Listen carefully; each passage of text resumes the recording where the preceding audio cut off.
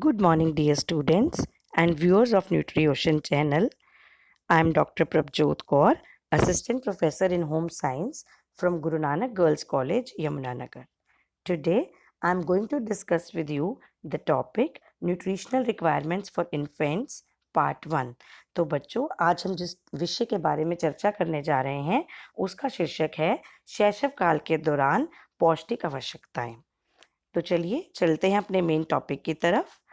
Before starting my topic, I would like to discuss with you few important facts about the stage of infancy. Infancy refers to the birth to 2 years period. It means birth के जन्म के 2 साल तक, जन्म के उपरांत से लेकर 2 साल की आयु तक जो भी काल है उसको हम शैशव काल के नाम से जानते हैं, यानी कि infancy. And everyone knows that there are two stages in everyone's life, in every person's life, which are characterized by a rapid growth rate or which are termed as growth spurt periods of life. These two periods include infancy and adolescence. प्रत्येक व्यक्ति के पर्यंत जीवन में या पूरे जीवन काल में दो ऐसी अवस्थाएं हैं जिसमें व्यक्ति की वृद्धि एवं विकास बहुत ही ज़्यादा तेज गति से होता है. ये दोनों अवस्थाएं हैं शैशव काल, जो कि जन्म से लेकर 2 साल तक की अवस्था है, तथा युवा अवस्था यानी कि एडोलेसेंस, जो कि लगभग 13 से लेकर 19 साल तक काउंट की जाती है, जिसको युवा अवस्था बोला जाता है. बिकॉज इन दोनों स्टेजेस में बहुत ज़्यादा ग्रोथ रेट होता है, तो definitely there is a good need for adequate nutrition for the infants. Good nutrition holds a very very important role for the proper growth and development that occurs during the infant's first year of life. हमारे जीवन के पहले वर्ष में हम जितनी growth करते हैं उतनी जीवन भर कभी भी नहीं कर पाते हैं. इसको एक सीधे से एग्जाम्पल के साथ आपको क्लियर करना चाहूँगी. एक बच्चे का औसतन जन्म भार, जन्म के दौरान जो बच्चे का वजन होता है वो औसतन 2.5 से 3 किलो माना जाता है. परंतु जब हम बच्चा 1 साल का हो जाता है और हम बच्चे का फर्स्ट बर्थडे सेलिब्रेट करते हैं तो उसका वजन 7.5 से 8 किलो की श्रेणी में होता है, यानी कि 3 गुना बढ़ोतरी हो जाती है बर्थ वेट में. इसी प्रकार बच्चे की हाइट, जब बच्चा जन्म लेता है तो बच्चे की औसतन हाइट 20 से 22 इंचेस की मानी जाती है, परंतु पहला साल पूरा करने के उपरांत बच्चे की हाइट 30 से 32 इंच तक हो जाती है, यानी कि 1 साल के अंदर अंदर, 1 वर्ष के भीतर 10 से 12 इंच की बढ़ोतरी हाइट में देखने को मिलती है. आप खुद ही अंदाज़ा लगा सकते हैं, जीवन के फर्स्ट ईयर के उपरांत इतना ज़्यादा increase in weight and height you are not able to find in any year of your life. जब डेवलपिंग इन्फेंट्स को आप अच्छी डाइट के साथ फीड करेंगे और उनके खाने का भरपूर ध्यान रखेंगे, उन्हें संतुलित भोजन देंगे, तो उनकी हेल्थ हमेशा प्रमोट होगी. Positive and supportive feeding attitudes and techniques demonstrated by the care giver, यानी कि वो केयर गिवर कोई भी हो सकता है, मदर, दादी, बहन, कोई आया या any person, that helps infants develop healthy attitudes towards foods, themselves and others. वो उनके अपने भी जो भोजन के प्रति उनके जो टेस्ट डेवलप होने हैं वो भी इसी वर्ष में होंगे, इसी अवस्था के दौरान होंगे, तथा दूसरों को भी एक बच्चे की पसंद और नापसंद की जो जानकारी है वो इसी अवस्था में हो जाएगी.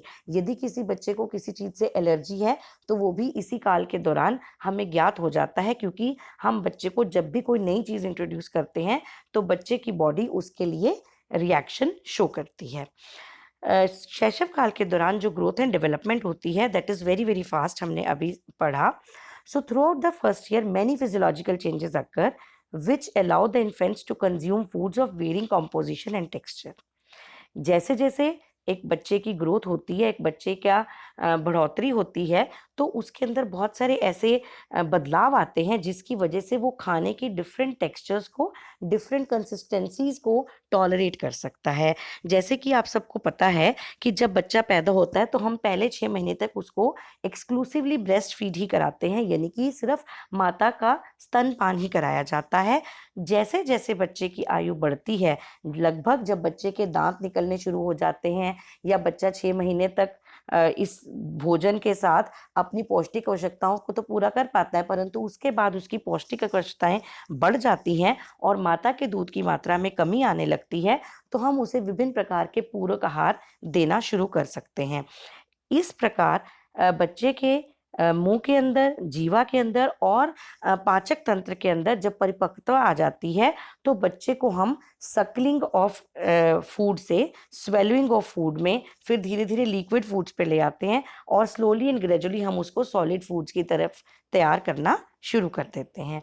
Growth and development is a very good tool which can easily determine like whatever the calories are being taken by the child, are they appropriate? अगर बच्चे की वृद्धि ठीक दर से हो रही है, इसका मतलब हमारा पोषण ठीक चल रहा है। यदि बच्चे की हाइट नहीं बढ़ रही, उसका वेट नहीं बढ़ रहा या उसमें किसी प्रकार के कुपोषण के लक्षण दिखाई दे रहे हैं, तो इसका मतलब हम बच्चे को पर्याप्त भोजन नहीं दे पा रहे हैं। ग्रोथ एंड डेवलपमेंट दोनों टर्म्स को आपके साथ शेयर करना चाहूंगी बिकॉज इनमें एक स्लाइड सा डिफरेंस है, लेकिन जनरली इनको सब एक ही तरह मानते हैं। तो बच्चों, ग्रोथ का मतलब है वृद्धि। वृद्धि यानी कि which is an increase in weight, height और size etcetera of the body.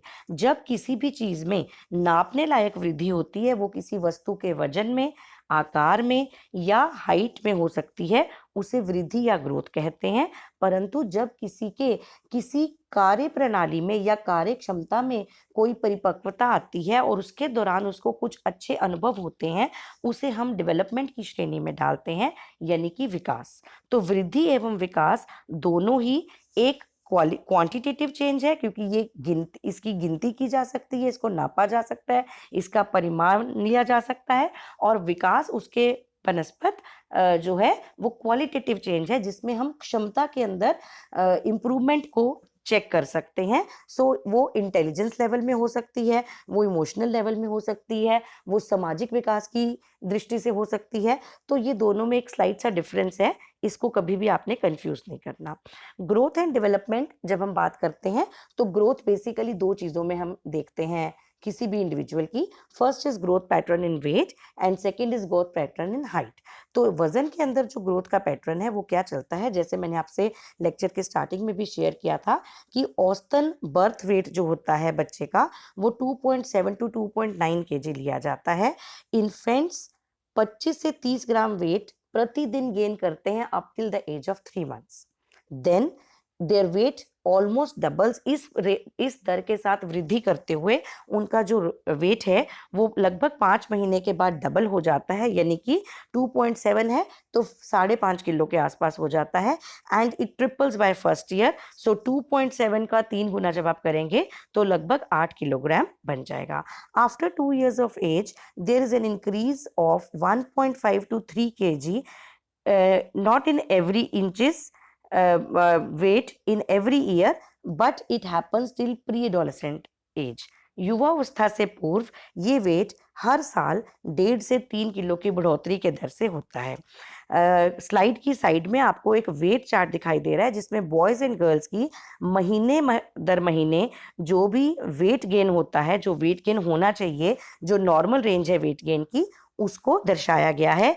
ऐसे ही जो स्टैंडर्डाइज वेट चार्ट्स हैं, जो WHO के द्वारा या ICMR या NIN के द्वारा दिए जाते हैं, उनको देखकर पेडियाट्रिक्स जो डॉक्टर्स हैं वो बच्चे की वृद्धि का अंदाजा लगाते हैं।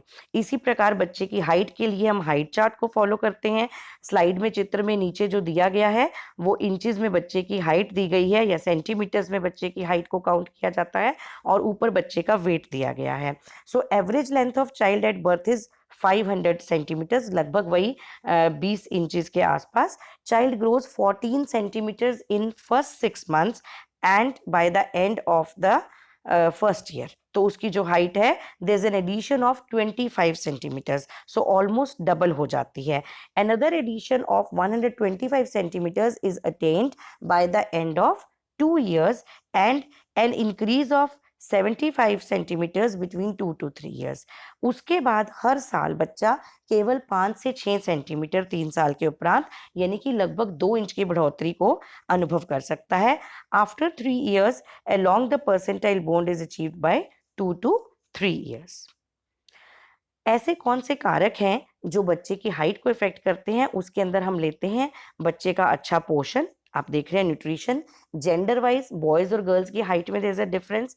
वंशानुक्रम जेनेटिक्स के अनुसार हाइट चेंज होती है।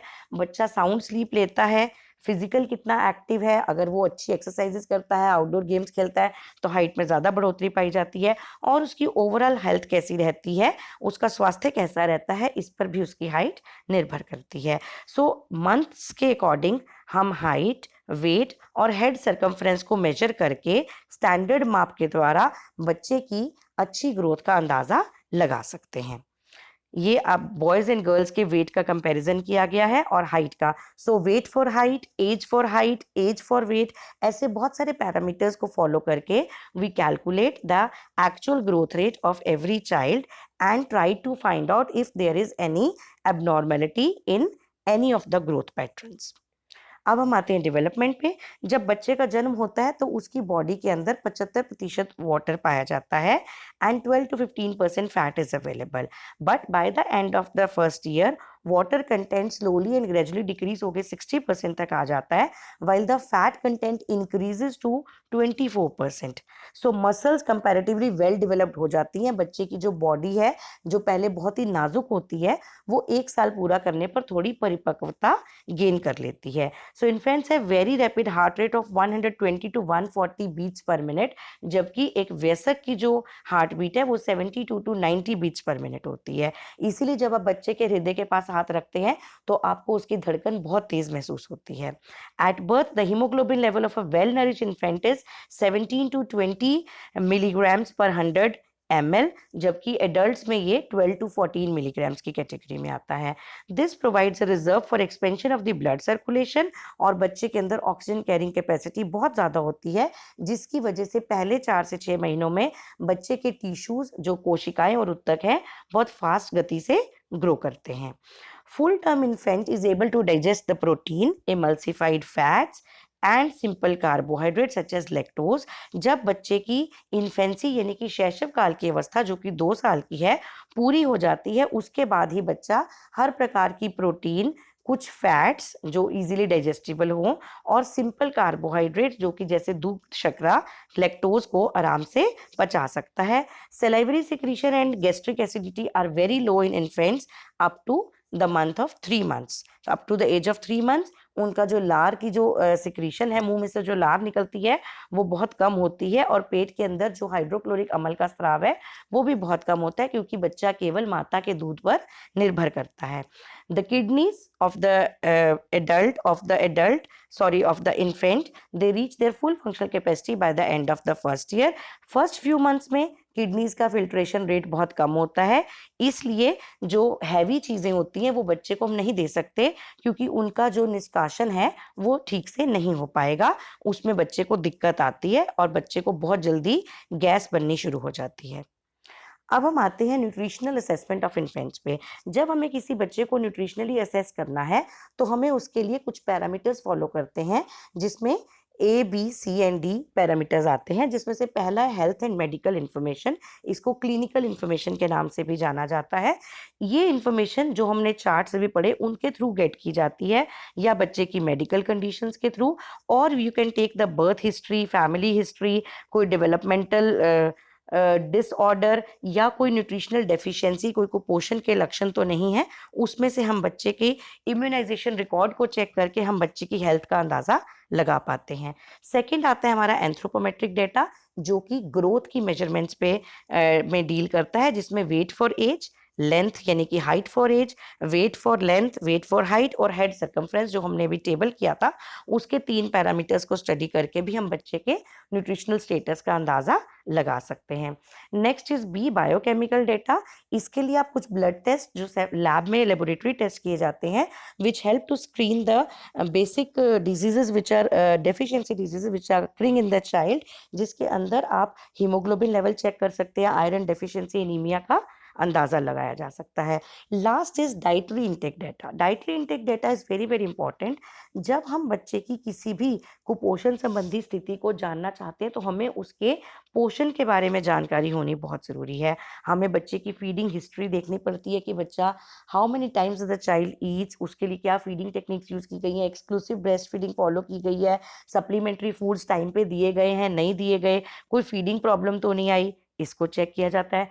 Second is appetite and intake, क्या बच्चे को भूख भी लगती है नहीं। कुछ बच्चों में हम देखते हैं कि उनको खाना तो देते हैं बट वो खाना खाना नहीं चाहते क्योंकि उनको इंटरनली भूख नहीं लगती, या उनको कोई चबाने से रिलेटेड कोई प्रॉब्लम है, और खिलाने वाले को एक फीडिंग स्किल्स नहीं आते, जिसकी वजह जैसे बच्चे को आपको पता है ना बहुत मन बहला के खाना खिलाना पड़ता है, बातों में लगा के खाना खिलाना पड़ता है। सो उस तरह की स्टोरीज नहीं आप सुना रहे, या उस टाइम पे आप बच्चे को प्रॉपरली अटेंशन नहीं दे रहे, तो तब भी बच्चे के जो एपेटाइट और इंटेक है उस पर इफेक्ट पड़ता है। Then diet history. Diet history में हम लेते हैं कि क्या बच्चे को माता का दूध पिलाया गया, या उसको टॉप मिल्क दिया गया, या उसको फॉर्मूला फीड्स दिए गए, या हो सकता है कि माता की हालत ठीक ना होने के कारण बच्चे की ब्रेस्ट फीडिंग में कोई प्रॉब्लम आ गई, कितना बार उसको दिन में इन्फेंट फॉर्मूलाज दिए गए और किस तरह के कॉम्प्लीमेंट्री फूड्स उसको इंट्रोड्यूस किए गए। Likewise vitamin and mineral supplements were given और नॉट, और the child was suffering from some problems like vomiting, diarrhoea, या उसको कब्ज तो नहीं रहती, या पेट में कीड़े तो नहीं है, ये सब हम एनालाइज करवाते हैं। और इसके साथ साथ हम डाइटरी इंटेक के साथ साथ सोशो इकोनॉमिक बैकग्राउंड को भी देखते हैं, because we need to check whether the food which was given to the child was prepared under hygienic conditions, was appropriate knowledge of the supplementary feeding was available with the person who was taking care of the child, like mother, old elder sister, grandmother, etc. या हमारे कोई धार्मिक या सांस्कृतिक ऐसी परंपराएं तो नहीं है जिसकी वजह से बच्चे को किसी प्रकार के भोजन से वंचित रखा गया और उसके अंदर कुपोषण के लक्षण आने शुरू हो गए हैं।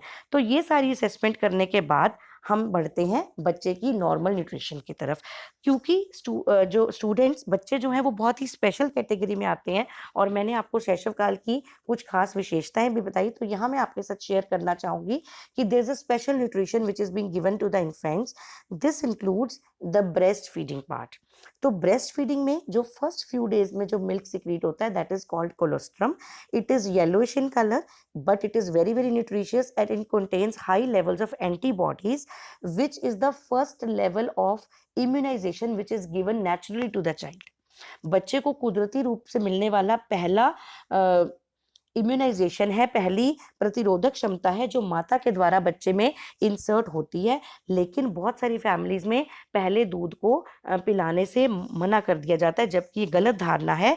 वो दूध रंग और टेक्सचर में नॉर्मल दूध से थोड़ा सा भिन्न जरूर होता है, लेकिन वो बहुत इंपॉर्टेंट है बच्चे के लिए। It provides growth and health for the infants, and research shows that कि जब आप ये लेते हो तो आपकी जो डिजीज फाइटिंग इम्यूनिटी है, डिजीज फाइटिंग कैपेसिटी है, दैट इंक्रीजेस, और सारी जिंदगी भर के लिए आपके पास एक नेचुरल इम्यूनिटी का स्टोर हाउस बन जाता है। तो there are 6 ways in which colostrum boosts the immunity. It is the critical nutrient source. It is full of nutrients. It develops the immune system, हमारी प्रतिरोधक क्षमता को, हमारे प्रतिरोधक तंत्र को बढ़ाता है। It reduces inflammation, chances of संक्रमण, इन्फेक्शन कम करता है। It is anti microbial in nature, सूक्ष्म जीवों के इन्फेक्शन से बचाता है। इट इम्प्रूव्स द मेटाबॉलिज्म, बच्चों के उपापचय के दर को बढ़ाता है, तथा ये कैंसर के साथ फाइट करने में भी सहायता करता है। कोलेस्ट्रम का पिलाना बच्चे के लिए बेहद ही आवश्यक है। कोलेस्ट्रम की कॉम्पोजिशन आप देख सकते हैं, इसमें एनर्जी 58 किलो कैलोरीज होती है, ये पर 100 ml के हिसाब से दी गई है। फैट, कैल्शियम, फॉस्फोरस की मात्रा बहुत ज़्यादा पाई जाती है, और प्रोटीन्स पाए जाते हैं। उसके अलावा विटामिन ए एंड कैरोटीन काफ़ी मात्रा में पाया जाता है। सो सही मायने में cholesterol is a super food for all the newborn infants, and it should be given to the children in order to prevent various diseases like jaundice and harmful waste products से उनको बचाता है, and its unique proteins help to fight harmful bacteria amongst the infants. Nutrient requirements of infants. सो अब चलते हैं बच्चों की पौष्टिक आवश्यकताओं की तरफ, रादर शिशुओं की पौष्टिक आवश्यकताओं की तरफ। तो 0 to 6 months and 6 to 12 months के लिए जो बॉडी वेट है उसके अकॉर्डिंग किलो कैलोरीज, बच्चे की जो एनर्जी है वो बॉडी वेट के हिसाब से होती है। तो छोटे इस वाले चार्ट में आपको सारी रिक्वायरमेंट्स दिखाई दे रही हैं विद डिफरेंट यूनिट्स जो बच्चे को न्यूट्रिएंट्स चाहिए होते हैं। ड्यूरिंग अर्ली इन्फेंसी मैक्सिमम जो न्यूट्रिएंट रिक्वायरमेंट्स हैं वो बच्चे की ब्रेस्ट मिल्क से पूरी हो जाती हैं as per the recommended dietary allowances, क्योंकि 6 मंथ तक हम बच्चे को एक्सक्लूसिव ब्रेस्ट फीड ही कराते हैं और वही करानी चाहिए भी। अगर हम कंपेयर करें ह्यूमन मिल्क, काउज मिल्क और बफेलोज मिल्क का जो हमने दूध देना है, अगर किसी वजह से माता का स्वास्थ्य ठीक नहीं है और बच्चे को आपको कोई टॉप मिल्क देना पड़ता है, तो कंपैरेटिवली जो काउज मिल्क है उसकी लगभग सारी न्यूट्रिएंट वैल्यूज आपकी ह्यूमन मिल्क के साथ मैच करती हैं, जबकि जो बफेलो का मिल्क है, जो भैंस का दूध है, वो थोड़ा हैवी माना जाता है क्योंकि उसके अंदर फैट कंटेंट, एनर्जी कंटेंट कुछ ज़्यादा मात्रा में होता है। Though no doubt it is also healthy, but बच्चे की डाइजेस्टिव पावर के अकॉर्डिंग हमें बच्चे को गाय का दूध वो भी डाइल्यूटेड फॉर्म में ही देना चाहिए अगर हमें बहुत इमरजेंसी हो, अगर माता का दूध अवेलेबल ना हो पा रहा हो।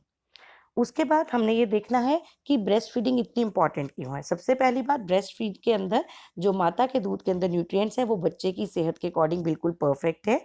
वो इजीली डाइजेस्ट हो जाता है, आसानी से पच जाता है।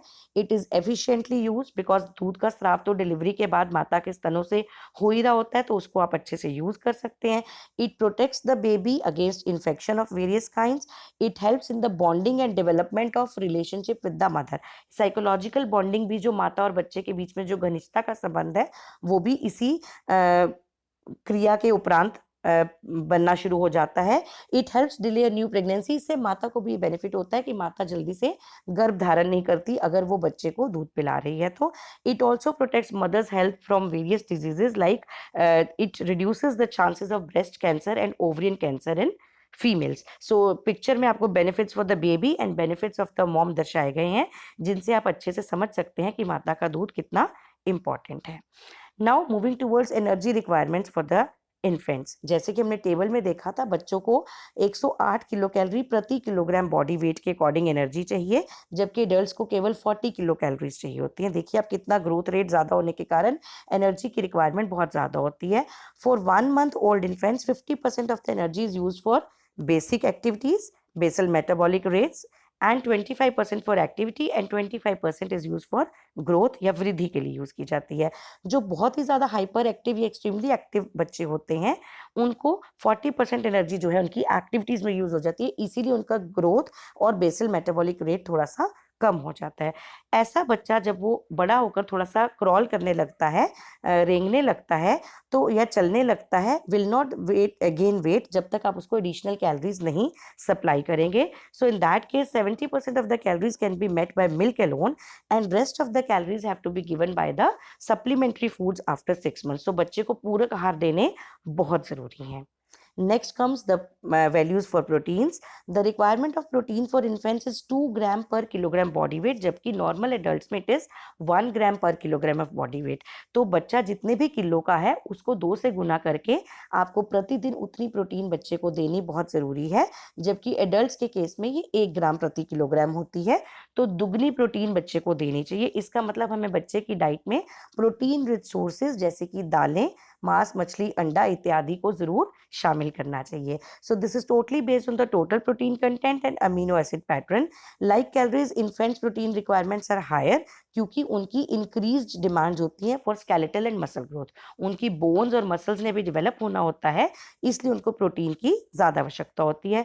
Human milk provides all the amino acids for adults more than the required needed for proper growth. While histidine जो है वो नॉन एसेंशियल अमीनो एसिड है एडल्ट्स के लिए, हिस्टिडिन एंड आर्जिनिन, लेकिन ये इन्फेंट्स के लिए दोनों एसेंशियल अमीनो एसिड्स हैं, इसलिए हमें बच्चे की डाइट में इनका स्पेशल ध्यान रखना चाहिए। If calories and proteins requirements are not met, तो आपको पता है बच्चा प्रोटीन ऊर्जा कुपोषण का शिकार हो सकता है, जिसमें मेरेस्मस एंड क्वाशीओर्कर 2 मेन प्रॉब्लम्स हो जाती हैं। और एक्सेस प्रोटीन भी बच्चे को नहीं देनी चाहिए, बिकॉज एक्सेस प्रोटीन होगी तो उसकी किडनीज के ऊपर एक्सेसिव लोड पड़ेगा and there would be an increased amount of urea in the urine which will be difficult for the child to excrete out. Now comes essential requirements और nutritional requirements of fatty acids. वसा के अंदर जितने भी essential वसीय अम्ल होते हैं, वसा अम्ल होते हैं, जिसमें लिनोलेनिक एसिड और लिनोलैनिक एसिड दोनों इंपॉर्टेंट हैं। ये दोनों इन्फेंट के लिए भी बहुत इंपॉर्टेंट है। ऐसे इन्फेंट्स जिनको हम वसा रहित डाइट देते हैं उनको स्किन प्रॉब्लम्स होनी शुरू हो जाती हैं या उनको लूज मोशंस लग जाते हैं and their growth rate also gets reduced. इसलिए जो जब ये ऐसे सिम्टम्स दिखने शुरू हो जाएं तो बच्चे को लिनोलिक एसिड या लिनोलैनिक एसिड के सप्लीमेंट्स दिए जाते हैं, जिसकी वजह से ये बीमारी से निजात पाई जा सकती है। Both cow's milk and mother's milk are able to satisfy the requirements of essential fatty acids. तो माता के दूध में और गाय के दूध में एसेंशियल फैटी एसिड्स भरपूर मात्रा में पाए जाते हैं। You need not to give anything additional if the child is not developing any deficiency symptom. Now moving towards nutrient requirements of vitamins for infants. सबसे ज्यादा जो विटामिन की जरूरत बच्चों को इस स्टेज में होती है that is vitamin A. For 0 to 6 month old infants 400 micrograms retinol का एक्टिव इक्विवेलेंट चाहिए होता है प्रतिदिन, जबकि 7 to 12 months में ये बढ़कर 500 माइक्रोग्राम्स हो जाता है। Infants of 0 to 12 months require 600 micrograms of preformed vitamin A in the form of beta carotene. Vitamin A is a fat soluble vitamin and it is very very important for proper vision, अच्छी दृष्टि के लिए जरूरी है, healthy skin के लिए जरूरी है, हेयर एंड म्यूकस मेम्ब्रेन्स के लिए, प्लस ग्रोथ एंड डेवलपमेंट के लिए और हेल्दी इम्यून सिस्टम के लिए। सो विटामिन ए हरी पत्तेदार सब्जियों में पाया जाता है या दूध, अंडा, मांस, मछली में पाया जाता है। तो इन चीज़ों को बच्चों के भोजन में इंक्लूड करना चाहिए। जब आप पूरक आहार देते हो तो they should be rich in vitamin A and iron. Next vitamin which is important for the infants is vitamin E. 0 to 6 months old infants require 4 milligrams per day of alpha tocopherol. Tocopherol is the scientific name of vitamin E, while 7 to 12 months require 5 milligrams. Vitamin E भी fat soluble vitamin है और ये vitamin A को संरक्षित रखने में सहायता करता है तथा एसेंशियल फैटी एसिड्स को एब्जॉर्ब करने में हेल्प करता है। It also prevents the breakdown of tissues, हमारे ऊतकों की वियर एंड टियर को रोकता है, उनके डीजेनरेट होने को रोकता है। इसलिए विटामिन ई भी बच्चों को देना बहुत आवश्यक है। Next comes vitamin K. The infants of age 0 to 6 months require 2 micrograms of vitamin K, while 7 to 12 months require 2.5 micrograms. Vitamin K again is a fat soluble vitamin and it is necessary for proper blood clotting. रक्त का थक्का जमाने में vitamin के का बहुत important role होता है। इसलिए हमें बच्चों की डाइट में तीनों फैट सॉल्युबल विटामिन यानी कि विटामिन ए, विटामिन ई और विटामिन के को इंक्लूड करना चाहिए। अब बढ़ते हैं न्यूट्रिएंट रिक्वायरमेंट्स ऑफ मिनरल्स की तरफ, यानी कि कौन कौन से खनिज लवण बच्चों के लिए ज़रूरी हैं। क्योंकि आपने देखा there is a rapid growth of bones and muscles in the body of the infant, so definitely calcium and phosphorus are very very important. Rapid growth requires large amounts of these two nutrients, these two minerals, because they are an important part of bones and teeth of our body. And आपको पता है अगर calcium and phosphorus की कमी होती है या vitamin D की कमी होती है, क्योंकि बच्चे को हम धूप में भी बिठाते हैं ताकि उसका विटामिन डी प्रॉपर बनता रहे। So vitamin D, calcium and phosphorus की कमी से बच्चों की टांगों की हड्डियां मुड़कर धनुष आकार ले लेती हैं, जिसको रिकेट्स के नाम से जाना जाता है। इसलिए हमें इन्फेंट्स को प्रॉपर अमाउंट में कैल्शियम और फॉस्फोरस देना चाहिए। Large percentage of calcium is supplied by breast milk, इसलिए जो उनकी बोन्स हैं वो पहले से ही स्ट्रांग होके आती हैं, प्लस माता ने जो गर्भावस्था के दौरान जो कैल्शियम का इंटेक किया होता है उससे बच्चे की हड्डियों में कुछ कैल्शियम स्टोर भी होके आता है और बाकी की जो करंट नीड्स हैं वो ब्रेस्ट मिल्क के द्वारा पूरी कर दी जाती हैं।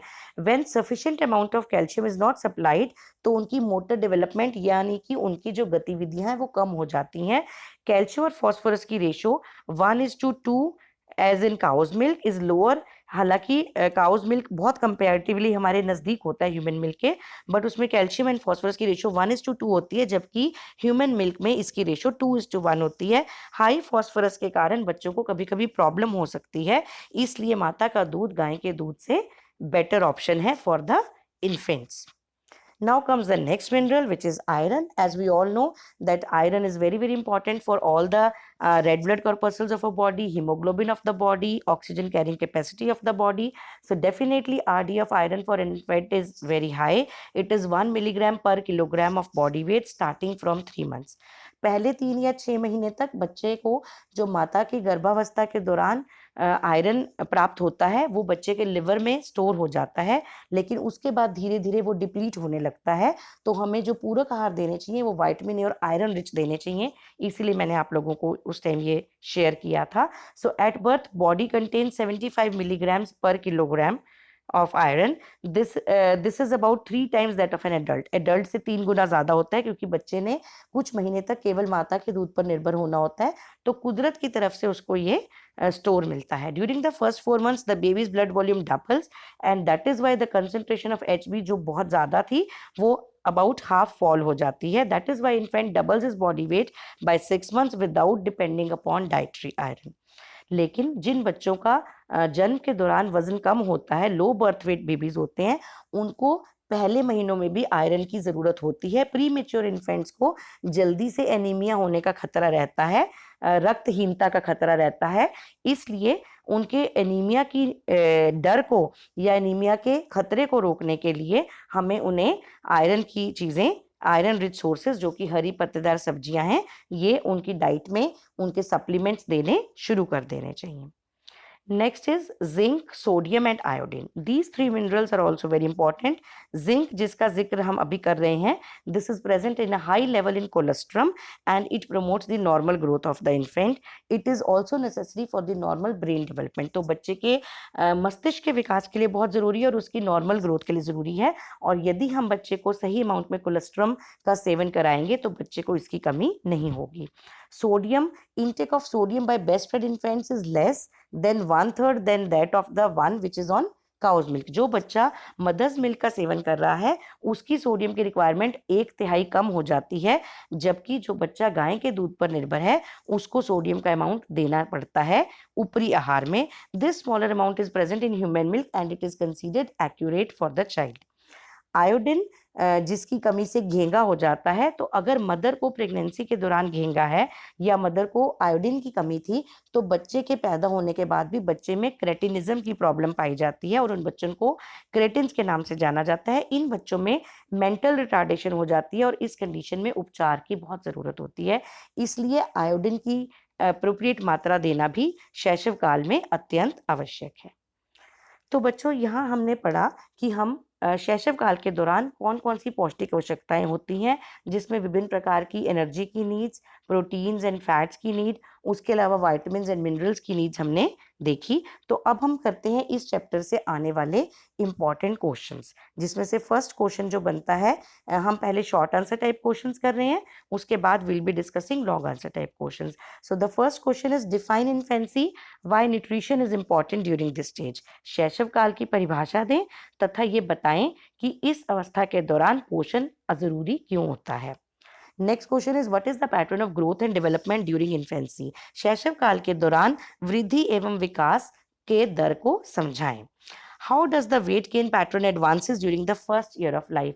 पहले साल में बच्चे के वजन में क्या वृद्धि का पैटर्न है उसको समझाएं।